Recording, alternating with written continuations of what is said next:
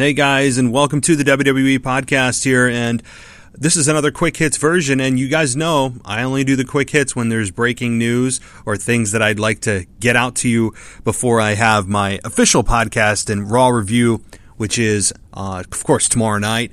And I know that Drew McIntyre is going to be speaking on this on the Monday Night Raw episode here, so he will probably reveal additional information as to exactly what maybe his Royal Rumble status is, of course. But if you haven't heard already, Drew McIntyre has tested positive for COVID-19. That's the first topic I'd like to talk about. And yes, we will learn more. I would assume that Drew McIntyre, with his statement on Raw, will be saying that come hell or high water, I will be at the Royal Rumble to kick Goldberg's ass. I mean, you would think that is the message. That's going to be, I would assume, the general message. Now, could I be completely wrong? And he has to forfeit that opportunity against Goldberg? Possibly. If that indeed is the case, this will be the second time that Goldberg hasn't been able to match up with his original opponent, with Roman Reigns being the first one, and then COVID hit. Roman decided to leave because of COVID and protect his family. And in this case, if Drew McIntyre is unable to compete at the Royal Rumble, which is 3 weeks away, this will be the second time that Goldberg is the victim of COVID. So now look, I know there's many of you out there who are probably saying, well, maybe this is a blessing in disguise, right? If Drew McIntyre is not able to compete against Goldberg at the Royal Rumble in 3 weeks and COVID is the one that ends up taking him out of the match, I don't know if you'll have a whole lot of sad fans out there. I mean, I really don't know who has been advocating out there beyond Vince McMahon saying that, oh my God, I wish Goldberg would just face Drew McIntyre. Let's make it happen. It's a dream match. I don't know who is out there doing that. So perhaps COVID will be turning babyface here and being the protagonist and allowing us not to have to worry about Goldberg versus Drew McIntyre. But I have a feeling, as I said here, I have a feeling what's going to happen is that his general message will be that come hell or high water, I'll be there, and I'll be defending my championship. So I wouldn't expect to see Drew McIntyre on WWE programming until the Royal Rumble. If you're a pessimist or an optimist here with the match and you want to see the match and you're looking forward to the match, then the timing of him contracting COVID would line up with how long you have to quarantine before you're safe to come back and you're no longer contagious, which is about 2 weeks. So that gives him another week of buffer to keep him off TV, go that extra week and bring him back just in time for the Royal Rumble. So if I was a betting man, I would say that is the more likely scenario. We get that message.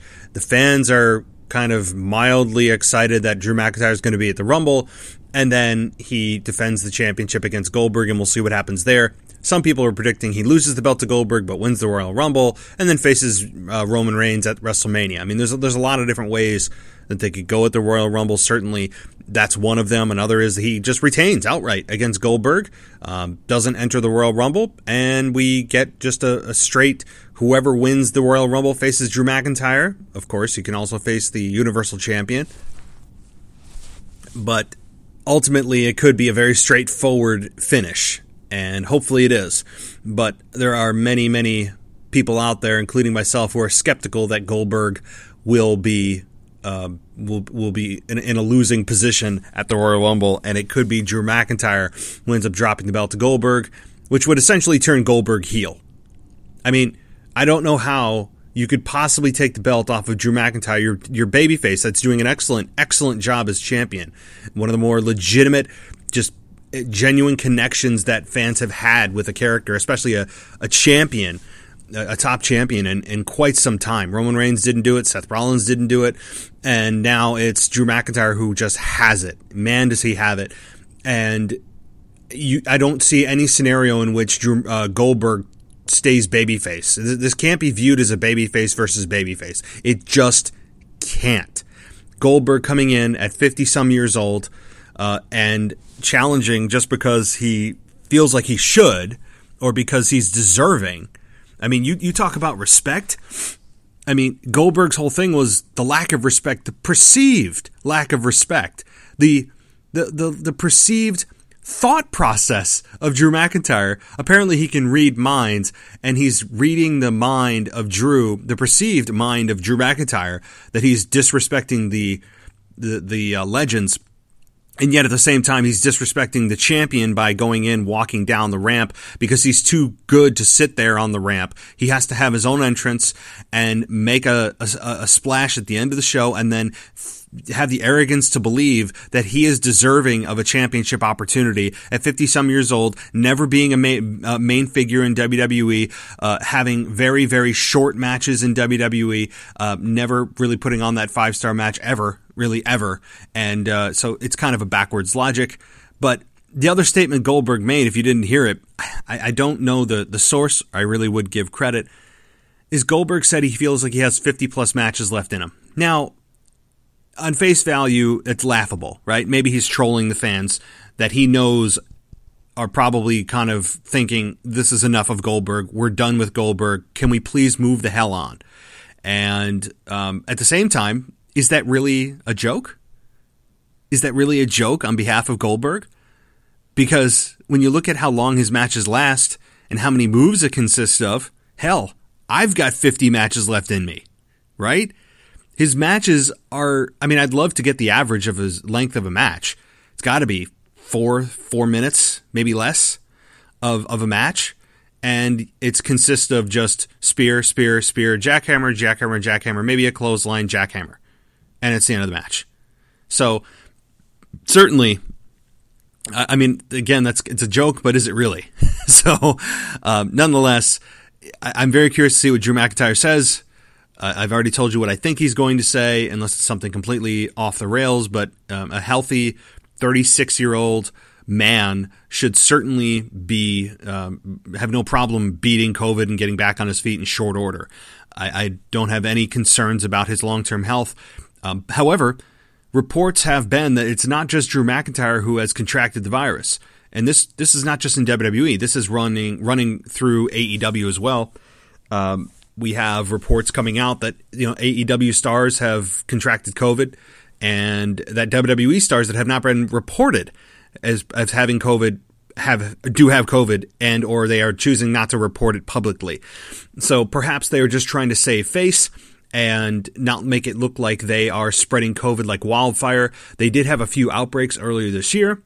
I mean, once you get it, your body creates an immunity to it. It's just what your body does, creates antibodies.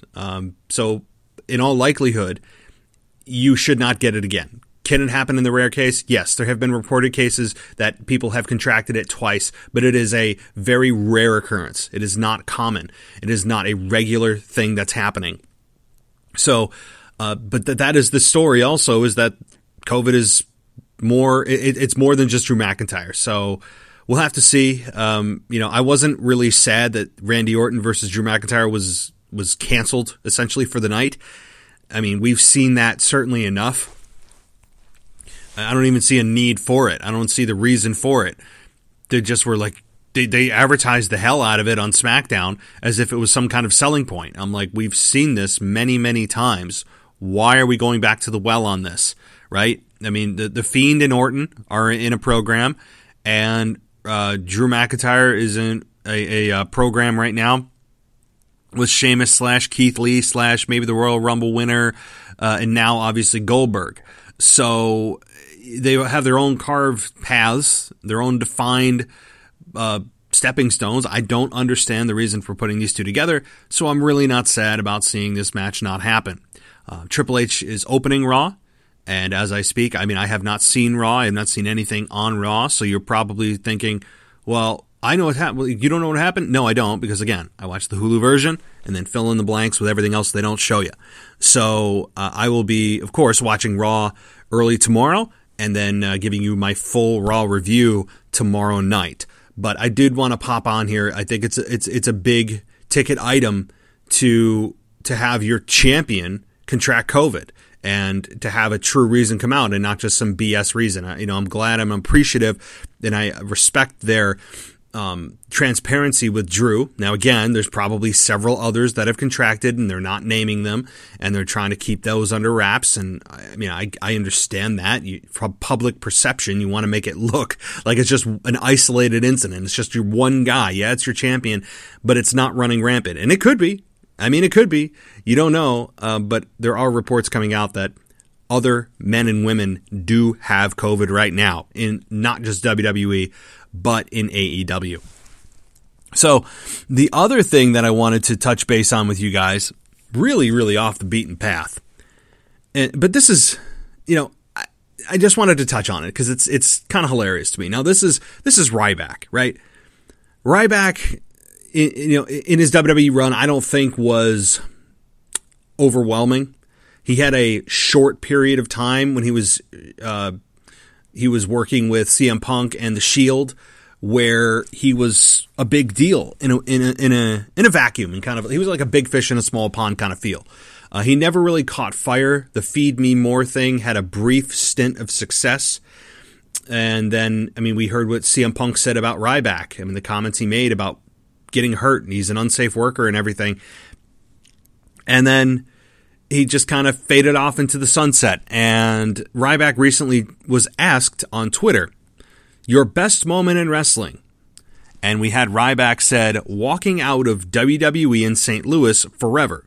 It was the greatest blessing of my life walking out of Shawshank, oh God, and getting my health and life back at a higher level. So that was the first thing. So, and that's not really the money headline here. The next thing was he was asked, thoughts on Paul Heyman? I've always wished the pairing between you and him could have lasted longer. Okay, I'm not going to cuss on this show because we know we try to be as PG as possible. Paul was a piece of blank, and he knows it. I would destroy him with an open mic and no script. He has made a nice career for himself, though latching on to talented wrestlers. Okay, I will say this. Ryback has his own podcast. He's a well-spoken, intelligent guy. I do believe that. I don't think he's just a meathead. I really don't. And I have respect for the guy. Hard worker. He certainly found some success in wrestling. Some. But you cannot tell me that on an open mic, he would destroy Paul Heyman with no script. That's what Paul Heyman does on a nightly basis. And he kills it. Without even really trying. Ryback, in any promotion that I've seen him in, even promotions that allow for more a liberty with the microphone and very little script, I have yet to see Ryback ever cut a promo to me that would light the world on fire. And just because you have a script doesn't mean you can't interject your ideas. If you're so good at talking, you say you're so good at what you say you are, with open mic and all this and no script, well, if you say you're so good and you have that much confidence in yourself that you could actually take down Paul Heyman in a verbal exchange, well, then what are you doing scripts for? Why are you following the script? Why aren't you talking to creative or talking to Vince saying, hey, I can do way better than this and let me show you? Okay? This is a guy who is clearly bitter about his WWE departure. And I don't know, of course, I don't know the intricacies of their relationship of Ryback and Paul Heyman. Clearly it wasn't positive, but there's two sides to every story. And it's an absolute joke. I'm sorry. I'm not sorry. It's an absolute, just complete sham that Ryback believes he could take down Paul Heyman in an open mic. I would pay to see it because it would be time to go to school for Ryback, for the big guy. Okay? That's an absolute hilarious statement. If anyone actually out there believes that Ryback could take down Paul Heyman in an unscripted environment, please let me know. I am begging to talk to you as to why. It's really nothing more, I think, than an attention grab. And Ryback is unproven. Ryback is unproven with no mic. On a podcast is different, right? On a podcast and in a live audience with screaming fans and no safety net, it's a much different environment. And I have yet to see Ryback floor me with anything he's ever done, ever, on the mic, ever. Okay? So I don't want to hear it from Ryback. it's hilarious. I'll just leave it at that. Albeit, again, I have respect for the guy on a professional level and as a human being. But come on. Please. Please, spare me the pain. Spare me the pain. But okay, guys. So I wanted to touch base with you on that. Again, I know that there's things on Raw that I have not seen yet, which may change my opinions on things going on, or I understand that. So that's why my full Raw review will be coming tomorrow night. Of course, it'll be usually about an hour long, and then we have the big mailbag. We got a lot of voicemails and questions from you guys that it's going to be a huge episode on Wednesday night along with Wrestling Nostalgia. So it's going to be a big episode coming just because you guys are packing me with questions, and I'm assuming after Monday Night Raw tonight you're all going to load me up a little bit more. But that's what it's for. That's what the show's for. It's for you guys. So email me your questions, realwwepodcast@gmail.com, or of course call us and leave a voicemail, and you can get on the show and I can air it and answer it in real time. So but nonetheless, guys, I hope everyone's doing well, and I will talk to you next time.